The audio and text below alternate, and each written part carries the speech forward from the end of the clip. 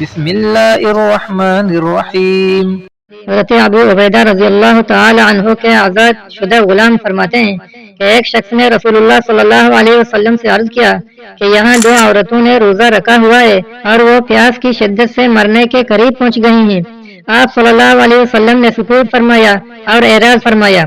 اس نے 2 بار عرض کیا، غالباً دوپہر کا وقت تھا، کہ یا رسول اللہ، بخدا وہ تو مر چکی ہوں گی یا مرنے کے قریب ہوں گی۔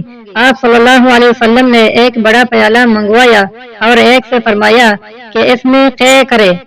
اس نے خون، پیپ اور تازہ گوشت وغیرہ کی قے کی، یعنی الٹی کی، جس سے آدھا پیالہ بھر گیا۔ پھر دوسری کو حکم فرمایا، اس کی قے میں بھی خون، پیپ اور گوشت نکلا، جس سے پیالہ بھر گیا۔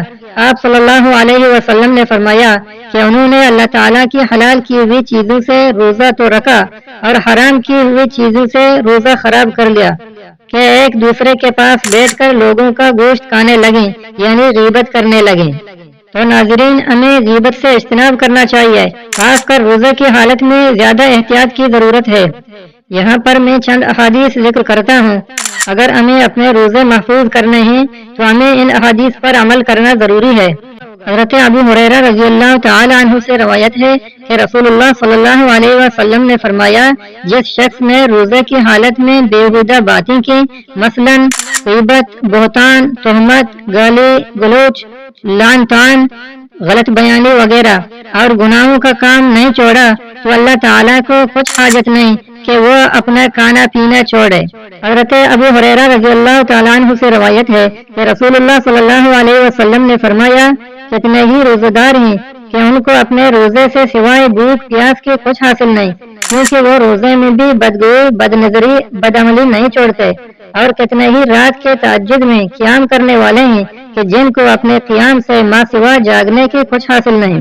حضرت ابو ہریرہ رضی اللہ تعالیٰ عنہ سے روایت ہے کہ رسول اللہ صلی اللہ علیہ وسلم نے فرمایا، روزہ ڈال ہے کہ نفس شیطان کے حملے سے بھی بچاتا ہے اور گناہوں سے بھی باز رکھتا ہے، اور قیامت کے دن دوزخ کی آگ سے بھی بچائے گا۔ پس جب تم میں سے کسی کے روزے کا دن ہو تو نہ تو ناشائستہ بات کرے، نہ شور مچائے۔ پس اگر کوئی شخص اس سے گالی گلوچ کرے یا لڑائی جھگڑا کرے تو دل میں کہے یا زبان سے اس کو کہہ دے کہ میں روزے سے ہوں، اس لیے تجھ کو جواب نہیں دے سکتا کہ روزہ اس سے مانے ہے۔ حضرت ابو عبیدہ رضی اللہ تعالی عنہ سے روایت ہے کہ رسول اللہ صلی اللہ علیہ وسلم نے فرمایا، روزہ ڈال ہے جب تک اس کو پھاڑے نہیں۔ اور ایک روایت میں ہے کہ عرض کیا گیا، یا رسول اللہ، یہ ڈال کس چیز سے پٹ جاتی ہے؟ فرمایا، جھوٹ اور غیبت سے۔ روزہ صرف اپنے آپ کو کھانے پینے سے روکنے کا نام نہیں ہے، بلکہ علماء کرام فرماتے ہیں کہ روزہ 6 چیزوں کا نام ہے۔ آنکھ کا روزہ کہ اسے بدنظری یعنی نامحرم اور حرام اشیاء دیکھنے سے بچایا جائے۔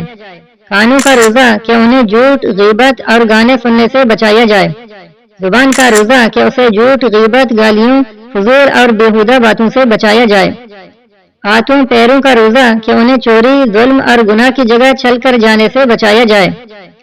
معدہ کا روزہ کہ اسے 24 گھنٹے حرام غذا سے بچایا جائے اور دن کے اوقات میں حلال غذا سے بھی بچایا جائے، اور جہاں تک ہو سکے سحری اور افطاری میں بھی حلال غذا کم استعمال کی جائے تاکہ روزے کے انوار و برکات حاصل ہوں۔